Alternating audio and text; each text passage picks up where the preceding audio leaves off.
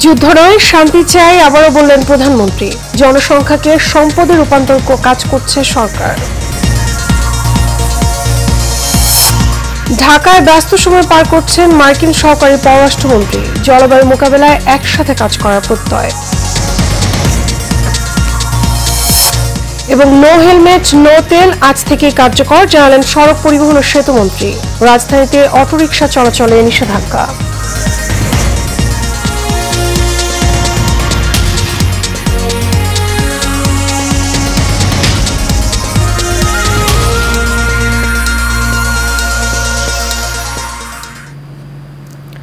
স্বাগত Asian prime নিউজে, আপনাদের সঙ্গে আছি আমি মিতা মৌসুমী। শুনছিলেন বিআরবি কেবল ইন্ডাস্ট্রিজ লিমিটেড সংবাদ শিরোনাম। এবারে চলে যাব বিস্তারিত সংবাদে। জনসংখ্যাকে জনসম্পদে রূপান্তরে সরকার কাজ করে যাচ্ছে বলে জানিয়েছেন প্রধানমন্ত্রী শেখ হাসিনা। তবে সেক্ষেত্রে প্রয়োজনীয় অর্থ সংস্থান জরুরি বলে জানান তিনি। রাজধানীর একটি হোটেলে সাস্টেইনেবল ডেভেলপমেন্ট শীর্ষক আন্তর্জাতিক সম্মেলনে এসব কথা বলেন তিনি। এ সময় সরকার প্রধান বলেন, আওয়ামী লীগ সরকার কমিউনিটি ক্লিনিক চালু করেছিল, সেটি বন্ধ করে দিয়েছিল বিএনপি। তবে আবারও জনগণের স্বাস্থ্য সেবা তাদের দোরগোড়ায় পৌঁছে দিতে কাজ করছে সরকার। কাস্টমারদের রিপোর্টে থাকছে বিস্তারিত। রাজধানীর হোটেল ইন্টারকন্টিনেন্টালে আয়োজিত ICPD 30 global dialogue on demographic diversity and sustainable development শীর্ষক আন্তর্জাতিক সম্মেলনে যোগ দিয়ে অনুষ্ঠানের উদ্বোধন করেন প্রধানমন্ত্রী শেখ হাসিনা। 48টি দেশের প্রতিনিধিদের আমি আন্তরিক শুভেচ্ছা ও স্বাগত জানাচ্ছি। এ সময় সরকার প্রধান জনগণের ভাগ্য উন্নয়নে বর্তমান সরকারের বেশ কিছু উদ্যোগের কথা তুলে ধরেন। তবে এসব প্রকল্প বাস্তবায়নে অর্থ সংস্থান জরুরি বলে জানান তিনি। শুরু থেকেই Bangladesh ICPD programme of action বাস্তবায়নে দৃঢ়ভাবে প্রত্যয়ী। আমরা চাই সকল দেশ, বিশেষ করে উন্নয়নশীল দেশ, স্বল্পোন্নত দেশ, ক্ষুদ্র দ্বীপ রাষ্ট্রগুলো যাতে আইসিপিডির লক্ষ্যমাত্রাসমূহ অর্জন করতে পারে, সেজন্য ইউএনএফপি এর অন্যান্য উন্নয়ন সহযোগীরা আরও কার্যকর পদক্ষেপ গ্রহণে উৎসাহী হবে। জলবায়ু পরিবর্তনের ক্ষতিকর প্রভাবে জনস্বাস্থ্য সহ অন্যান্য স্বাস্থ্য ঝুঁকি থেকে বিশ্বের সকল মানুষের, বিশেষ করে মা, শিশু ও বয়স্ক জনগোষ্ঠীর নিরাপত্তা নিশ্চিতকরণে বৈশ্বিক সহযোগিতা আরও জোরদার করতে বিশেষভাবে দৃষ্টি দেওয়া প্রয়োজন বলে আমি মনে করি। এই অনুষ্ঠানে প্রধানমন্ত্রী ফিলিস্তিনি নারী ও শিশুদের উপর চালানো আগ্রাসনের বিরোধিতা করে সবার সহায়তা কামনা করেন। একই সাথে বাংলাদেশের নারী শিশুদের নিয়ে বিভিন্ন উদ্যোগের কথা তুলে ধরেন। ইসরায়েলের গণহত্যা ও আগ্রাসনের ফলে নিপীড়িত ফিলিস্তিনি জনগণের কথা, বিশেষ করে বিপুল সংখ্যক নারী ও শিশু ফিলিস্তিনে আজ প্রয়োজনীয় চিকিৎসা ও স্বাস্থ্য সেবা থেকে বঞ্চিত। প্রতিনিয়ত জীবন মৃত্যুর সঙ্গে তারা লড়াই করছে। আমি আশা করি জাতিসংঘ সহ অন্যান্য আন্তর্জাতিক সংস্থা সেখানে সকলের জন্য, বিশেষ করে নারী ও শিশুর জন্য প্রয়োজনীয় স্বাস্থ্য সেবা নিশ্চিত করতে আরও কার্যকর ভূমিকা পালন করবে। আমরা যুদ্ধ চাই না, শান্তি চাই। কাজে এই সমস্ত সংঘাত বন্ধ হোক, সেটাই আমরা কামনা করি। দেশের প্রত্যন্ত অঞ্চলে স্বাস্থ্যসেবা পৌঁছে দেওয়ার লক্ষ্যে বর্তমানে সারা দেশে 14,500-এরও বেশি কমিউনিটি ক্লিনিক চালু আছে বলে জানান প্রধানমন্ত্রী। আমরা ইতিমধ্যে 2021 সালের মধ্যে জাতিসংঘের স্বল্পোন্নত দেশ থেকে উত্তরণের যোগ্যতা অর্জন করেছি। কাউসার আহমেদ, এশিয়ান টেলিভিশন, ঢাকা। বাংলাদেশের সঙ্গে আগামী দিনের সম্পর্ক আরও শক্তিশালী করার কথা জানিয়েছেন যুক্তরাষ্ট্রের দক্ষিণ এবং মধ্য এশিয়া বিষয়ক সহকারী পররাষ্ট্রমন্ত্রী ডোনাল্ড লু। দুপুরে সচিবালয়ে পরিবেশ, বন এবং জলবায়ু বিষয়ক মন্ত্রী সাবের হোসেন চৌধুরীর সঙ্গে বৈঠকে তিনি এমন প্রত্যাশা করেছেন। বৈঠক শেষে পরিবেশ মন্ত্রী জানান, সামনের দিকে দুদেশের সম্পর্ককে কিভাবে আরও সুদৃঢ় করা যায় সেটা নিয়ে বৈঠকে আলোচনা হয়েছে। এই ছবিতে রিপোর্ট। 3 দিনের সফরে ঢাকায় অবস্থান করছেন যুক্তরাষ্ট্রের দক্ষিণ ও মধ্য এশিয়া বিষয়ক সহকারী পররাষ্ট্রমন্ত্রী ডোনাল্ড লু। বুধবার দুপুরে সচিবালয়ে পরিবেশ, বন ও জলবায়ু পরিবর্তন মন্ত্রণালয় ডোনাল্ড লুর নেতৃত্বে একটি প্রতিনিধি দলের সঙ্গে বৈঠক করেন। বৈঠক শেষে ডোনাল্ড লু সাংবাদিকদের জানান, বাংলাদেশের সাথে জলবায়ু পরিবর্তনের বিষয়ে এবং পরিবেশ রক্ষার বিভিন্ন খাতে এক হয়ে কাজ করবে যুক্তরাষ্ট্র। We're excited about the cooperation we're doing in the space of climate change. We're doing much more. এদিকে পরিবেশ মন্ত্রী জানান, জলবায়ু ফান্ড নিয়ে কাজ করা সংস্থাগুলো থেকে সহায়তা পাওয়ার বিষয়ে বৈঠকে আলোচনা হয়েছে। জলবায়ু পরিবর্তন হচ্ছে আমরা যেটা বলি একটা ক্রস কাটিং ইস্যু। দেখেন জলবায়ু পরিবর্তনের সাথে কৃষি সম্পৃক্ত, আমাদের পানি সম্পদ সম্পৃক্ত, আমাদের অবকাঠামো সম্পৃক্ত, সবকিছুই সম্পৃক্ত। সুতরাং এটা একটা ক্রস কাটিং এরিয়া। আমার মনে হয় এখানে আনুষ্ঠানিক কোনো চুক্তির প্রয়োজন আছে। আমরা আমাদের যে চাহিদা আছে, আমাদের যে অগ্রাধিকারগুলো আছে, সেগুলোর আলোকে এটা আমরা সাজাবো। সামনের দিনে দুদেশের সম্পর্ককে আরো সুদৃঢ় করার বিষয়ে আলোচনা হয়েছে বলেও জানান পরিবেশ মন্ত্রী। বর্তমানে আমাদের যে সম্পর্ক আছে, সেই সম্পর্কটাকে আরো সামনের দিকে এগিয়ে নিয়ে যাওয়া, এটাকে আরো গভীর করা। Mitu, Asian television, Dhaka. শুধু রাজধানীর ঢাকা নয়, দেশের সব জায়গায় হেলমেট ছাড়া ইজি বাইকে তেল না দিতে নির্দেশ দিয়েছে সড়ক পরিবহন এবং সেতুমন্ত্রী ওবায়দুল কাদের। বনানী বিআরটিএ ভবনে সড়ক পরিবহন উপদেষ্টা সভায় নির্দেশনা দেন তিনি। এ সময় দুর্ঘটনা ঠেকাতে সড়কে ব্যাটারি চালিত অটোরিকশা আজকে থেকেই অপসারণ করার নির্দেশ দেন বিআরটিএকে। এছাড়া শিগগিরই সড়কে অযোগ্য বাস চলাচল বন্ধ করা হবে বলেও জানান সড়ক পরিবহন ও সেতুমন্ত্রী ওবায়দুল কাদের। বিস্তারিত নূর মোহাম্মদ ভুইয়ার রিপোর্টে। সরকারের ধারাবাহিকতায় উন্নয়নে মহাসড়কে বাংলাদেশ অদম্য অগ্রগতি উন্নয়নের অভিযাত্রায় সড়ক যোগাযোগ ব্যবস্থায় দেশে অভাবনীয় সাফল্য অর্জন করেছে। কিন্তু দুর্ভাগ্যজনক হচ্ছে, রাস্তাঘাটে উন্নয়ন হলেও সড়কে থামছে না মৃত্যুর মিছিল। এ নিয়ে ক্ষোভ প্রকাশ করেন খোদ সড়ক পরিবহন ও সেতুমন্ত্রী।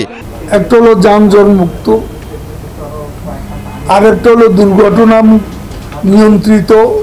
এমতো অবস্থায় রাজধানীর বনানী বিআরটিএ ভবনে সড়ক দুর্ঘটনা, ফিটনেসবিহীন গাড়ি বন্ধ সহ বেশ কিছু বিষয় নিয়ে পরিবহন উপদেষ্টাদের সাথে সভা করেন ওবায়দুল কাদের। এ সময় তিনি সড়ক দুর্ঘটনায় ইজি বাইককে দায়ী করে তা ঠেকাতে আজ থেকেই ব্যাটারি চালিত অটোরিকশা অপসারণের নির্দেশ দেন। এটা সারা বাংলাদেশে এভাবে নো হেলমেট নো ফিউল এই নীতি কার্যকরের ব্যবস্থা আমরা যদি নিতে পারি, তাহলে এখানে একটা সুফল আসবে। ইদানিং হাইওয়েতে মোটরসাইকেল নতুন উপদ্রব। সেতুমন্ত্রী আরো বলেন, সড়কে শৃঙ্খলা ও সৌন্দর্য ফেরাতে শীঘ্রই ফিটনেসবিহীন গাড়ি নিষ্পত্তি করা হবে। বাংলাদেশটা এত এগিয়ে গেছে, এখানকার বাসগুলো দেখলে মনে হয় না বাংলাদেশের কোনো অগ্রগতি হয়েছে। এর চেয়ে মফস্বলের গাড়িগুলো একটু বেটার।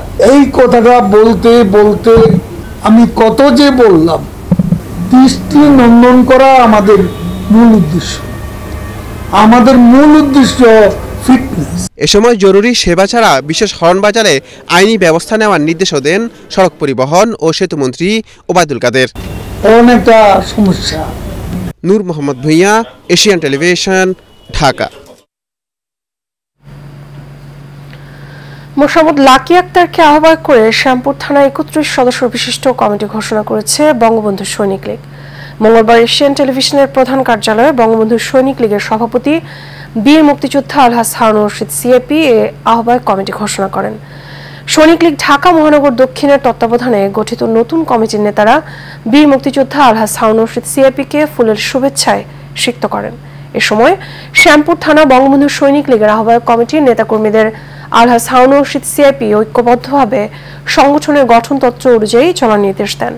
একই সাথে আগামী দিনে স্মার্ট এবং উন্নত বাংলাদেশ বিনির্মাণে প্রধানমন্ত্রী শেখ হাসিনার হাতকে শক্তিশালী করতে বঙ্গবন্ধুর আদর্শ বাস্তবায়নেরও আহ্বান জানান। তিনি বলেন, বঙ্গবন্ধু সৈনিক লীগ আরও সুসংগঠিত হয়ে সারা বাংলাদেশে একটি রোল মডেল হিসেবে আবির্ভূত হবে।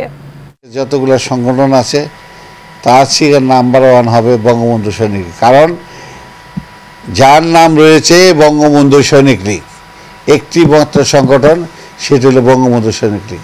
মাননীয় প্রধানমন্ত্রীর খাস অন্তরের বাবার নামে এই সংগঠন। আপনারা যাই করেন, বঙ্গবন্ধু সৈনিক লীগের যেন কোনো দুর্নাম না হয়, কোনো অন্যায় না হয়, কোনো জুলুম না হয়, কোনো চাঁদাবাজি না হয়।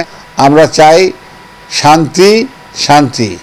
এই বঙ্গবন্ধু সৈনিক লীগ জাতির পিতা শেখ মুজিবুর রহমান দুনিয়াতে যদি না আসতো তাহলে আমরা এই সংগঠন করতে পারতাম না।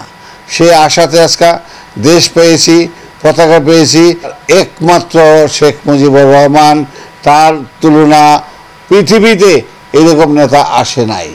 সেই সংগঠন হলো বঙ্গবন্ধু সৈনিক লীগ। আপনারা এটাকে ধরে রাখবেন, এটাকে কিভাবে কাজ করবেন মাননীয় প্রধানমন্ত্রী নির্দেশে আমি চলি, আপনারা চলবেন। রূপায়ণ সিটি উত্তরা রাজধানীর বুকে নান্দনিক স্থাপনার এক অনন্য উদাহরণ। আবাসন খাতে নান্দনিক স্থাপনা পরিদর্শন করেন দেশ বরেণ্য ভাস্কর হামিদুজ্জামান খান। রূপায়ণ সিটি পরিবেশকে রক্ষা করে সবুজায়নের মধ্যে আধুনিক বসবাসযোগ্য দৃষ্টিনন্দন ভবন নির্মাণ করায় মুগ্ধতা প্রকাশ করেন তিনি। আনসারুল ইসলামের ক্যামেরায় রকিব মানিকের রিপোর্ট। রূপায়ণ সিটি উত্তরা আবাসন খাতের এক বিশ্বস্ত নাম। 150 বিঘা জমির উপর নির্মিত হয়েছে রূপায়ণ সিটি। রূপায়ণ সিটি উত্তরার বিভিন্ন দিক পরিদর্শন করেন দেশের খ্যাতিমান ভাস্কর্যবিদ হামিদুজ্জামান খান। পরিদর্শন শেষে তিনি বলেন, আধুনিক নির্মাণ শৈলীর দৃষ্টান্ত হলো রূপায়ণ সিটি। ওপেন স্পেস, কত বড় খোলা জায়গা সেকেন্ড ক্যাপিটালে আছে, এই জন্য আমরা এটাকে অনেক বেশি ফিল করি। আমারও এখানে এসে এই খোলা জায়গা দেখে আমি খুব খুশি যে আমরা এইভাবে সুচিন্তিতভাবে কাজ হচ্ছে বাংলাদেশে। এটা একটা আমার কাছে আমি খুব এক্সপিরিয়েন্স হয়েছি। প্রতিটি ভবনের আশপাশে খোলামেলা জায়গা, খেলার মাঠ, পার্ক, ওয়াকওয়ে, সুইমিং পুল ও সবুজায়ন প্রাধান্য পাওয়ায় ভূয়সী প্রশংসা করেন তিনি। রূপায়ণ গ্রুপ তো এটা ব্যতিক্রম, এখন যেটা এটা নেওয়া হয়েছে, আমি আশা করব রূপায়ণ গ্রুপ আরও বাংলাদেশে যে আমরা গ্রামে বড় হয়েছি, একটু খালের পরে গেলে মনটা বদলে যাইতো। সেই ন্যাচারাল জিনিসগুলো যদি রূপায়ণের পক্ষে সম্ভব হয়তো আমি মনে করি, যদি এরকম আরও ন্যাচারাল জিনিস ফ্লো করে পানিতে আরও বাড়াইলে আরও ভালো লাগতে পারে। পরে রূপায়ণ সিটি উত্তরার সিইও এম মাহবুবুর রহমানের সঙ্গে বৈঠক করেন খ্যাতিমান এই ভাস্কর্যবিদ। রকিব মানিক, এশিয়ান টেলিভিশন, ঢাকা। খুরুলুস ওসমান এবং আয়েশা মরিয়মের মতো অনুষ্ঠানের মাধ্যমে তুর্কি টেলিভিশন সিরিজগুলো বাংলাদেশের দর্শকদের হৃদয় দখল করে চলছে। বিশ্বের সুদর্শন পুরুষদের তালিকায় একজন এবং বিখ্যাত অভিনেতাদের মধ্যে বুরাক ওসিভিচ সবচেয়ে উজ্জ্বল হয়ে উঠছেন। ওসিভিচের অভিনয় তাকে বাংলাদেশে ব্যাপক জনপ্রিয়তা এনে দিয়েছেন, যেখানে দর্শকরা তাদের প্রিয় চরিত্রগুলিকে সমন্বিত করে প্রতিটি পর্বের জন্য অধীর আগ্রহে অপেক্ষা করে। বাংলায় ডাবিংকৃত জনপ্রিয় টার্কিশ ধারাবাহিক এবং পারিবারিক নাটকের এক অনবদ্য সৃষ্টি আয়েশা মরিয়ম সিজন 2 প্রচারিত হচ্ছে প্রতিদিন এশিয়ান টিভিতে।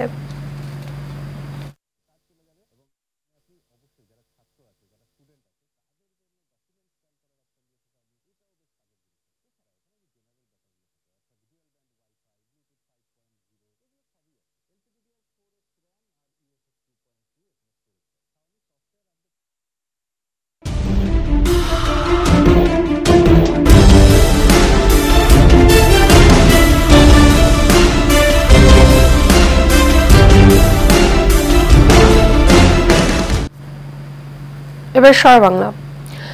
গাজীপুরের শ্রীপুর থানাধীন তেলিহাটি ইউনিয়নের মুলাইদে নির্বাচনী প্রচারণার গাড়ির চাকায় পিষ্ট হয়ে ইয়াসিন নামের 3.5 বছরের এক শিশুর মৃত্যু হয়েছে।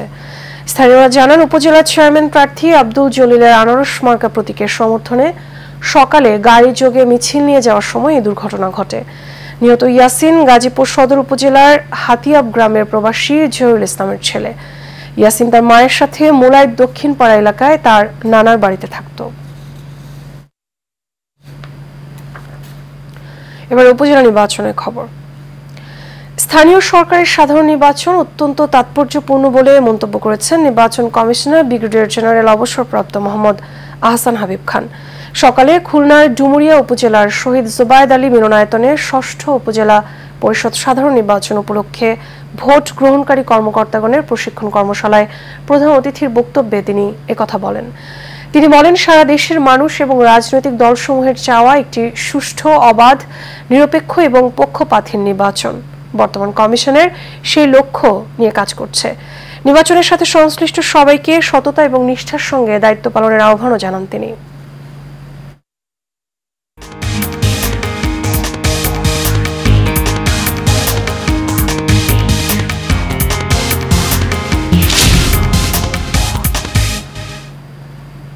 এবার আন্তর্জাতিক। বন্দুকধারী গুলিতে আহত হওয়া স্লোভাকিয়ার প্রধানমন্ত্রী রবার্ট ফিকোর অবস্থা আশঙ্কাজনক। বুধবার তার অফিসিয়াল ফেসবুক পেজে তথ্য জানানো হয়েছে। এদিন বিকেলে একটি সরকারি বৈঠকের অংশগ্রহণের পর বেরিয়ে যাওয়ার সময় তাকে গুলি করে এক বন্দুকধারী। তখনই ফিকোকে হেলিকপ্টারে করে বান্সকা বাইস্ট্রিকা হাসপাতালে নিয়ে যাওয়া হয়। চিকিৎসকরা জানিয়েছেন তার অবস্থা আশঙ্কাজনক। কাতার ভিত্তিক সংবাদ মাধ্যম আল জাজিরা এই খবর জানিয়েছে।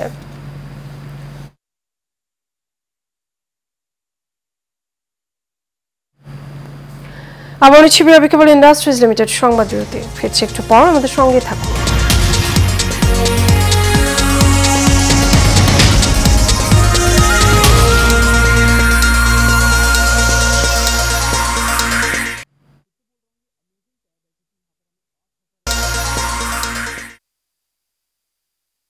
সবাইকে আবার স্বাগত এশিয়ান প্রাইম নিউজে। আপনাদের সঙ্গে আছি আমি মিতা মৌসুমী। এবার এইচএম স্টিল চট্টগ্রাম সংবাদ।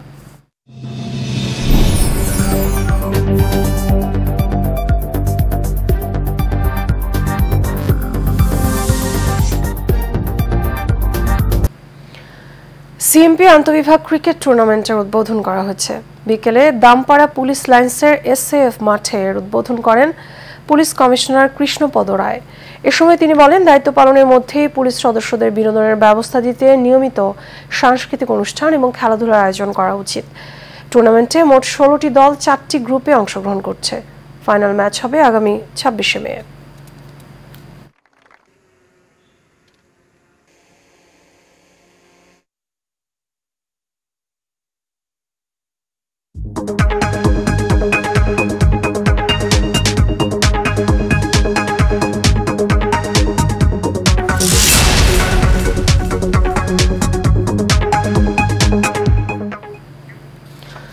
বাণিজ্য সংবাদ। সেরা পণ্যে সেরা অফার স্লোগানে সারা দেশে চলছে ইলেকট্রনিক্স জায়ান্ট ওয়ালটনের ডিজিটাল ক্যাম্পেইন সিজন 20। এই ক্যাম্পেইনের আওতায় এবার ওয়ালটন ফ্রিজ কিনে মিলেনিয়ার হলেন ভোলার লালমোহন উপজেলার কনফেকশনারি দোকানি মোহাম্মদ শামীম। ওয়ালটন ডিজিটাল ক্যাম্পেইনের 35তম মিলেনিয়ার হলেন তিনি। আজ চরফ্যাশন উপজেলার সদর রোডের ওয়ালটন প্লাজার উদ্যোগে আয়োজিত এক অনুষ্ঠানে শামীমের হাতে 10 লাখ টাকার চেক তুলে দেন চিত্রনায়ক এবং ওয়ালটন হাইটেক ইন্ডাস্ট্রিজের সিনিয়র এক্সিকিউটিভ ডিরেক্টর আমিন খান।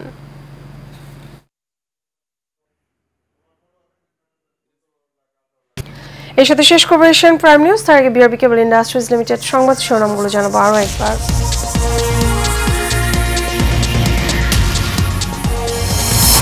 যুদ্ধ নয়, শান্তি চাই, আবারও বললেন প্রধানমন্ত্রী। জনসংখ্যাকে সম্পদে রূপান্তরে কাজ করছে সরকার। ঢাকায় ব্যস্ত সময় পার করছেন মার্কিন সহকারী পররাষ্ট্রমন্ত্রী। জলবায়ু মোকাবেলায় একসাথে কাজ করার প্রত্যয়।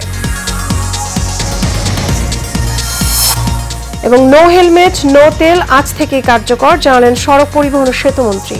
রাজধানীতে অটোরিকশা চলাচলে নিষেধাজ্ঞা। এশিয়ান প্রাইম নিউজ এ পর্যন্তই। আমাদের পরবর্তী সংবাদ দেখার আমন্ত্রণ রইল। এতক্ষণ সাথে থাকার জন্য ধন্যবাদ সবাইকে।